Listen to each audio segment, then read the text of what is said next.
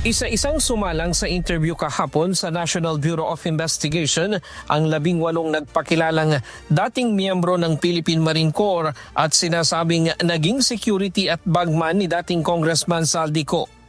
Bahagi ito ng nagpapatuloy na investigasyon hinggil sa kanilang mga isiniwalat kamakailan ng umano'y paghahatid ng mga maleta sa ilang matataas na opisyal ng pamahalaan na naglalaman nila ng kickback mula sa flood control projects.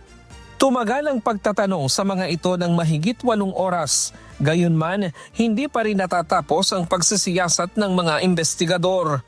Ang na-observe ko po ay very exhaustive yung mga pagtatanong ng mga investigators at sinagot naman lahat nila pero hindi pa kami natapos, no? That's how in-depth the exercise was. So hihintayin namin ulit yung schedule na sasabihin ng NBI para sa continuation. Ayon kay Attorney Levy Baligod, dahil wala na sa bansa si Saldico, nahihirapan sila na makakuha ng Certificate of Employment. Hindi na rin maipakita ang kanilang ID sa trabaho nang i-terminate sila noong December 30, 2025 at January 18 ngayong taon.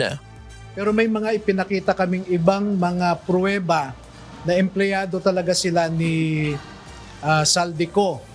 Halimbawa, yung mga litrato, nakasama nila si Saldico, may mga resibo na pagbili nila ng mga maleta na nakapangalan kay Saldico, mga ganun po, no? Iba-ibang, kaya mahaba po yung naging proseso dahil hinihimay-himay ng mga investigators yung iba't ibang mga issue. Paliwanag ni Attorney Baligod, bagamat hindi sa lahat ng pagkakataon ay personal na nasaksihan ng kanyang mga kliyente ang pag-abot ng mali-maletang kickback sa ilang mga opisyal, gayunman may mga pagkakataon pa rin na naging eyewitness sila mismo. Ibinahagi rin ni Attorney Baligod na mayroon siyang natatanggap na personal na impormasyon mula sa isang aktibong general kung saan sinasabing tatargetin sila bilang mga destabilizer para ilihis ang investigasyon at iugnay ito sa destabilization plot laban sa pamahalaan. Naniniwala rin ito na napupolitika lamang ang isinasagawang investigasyon laban sa kanila. Hindi na legal lang eh. So we are facing a political problem. Kaming 18 plus ako, we are facing a political problem because no less than the director had been mouthing so many things that preempted the result of the investigation.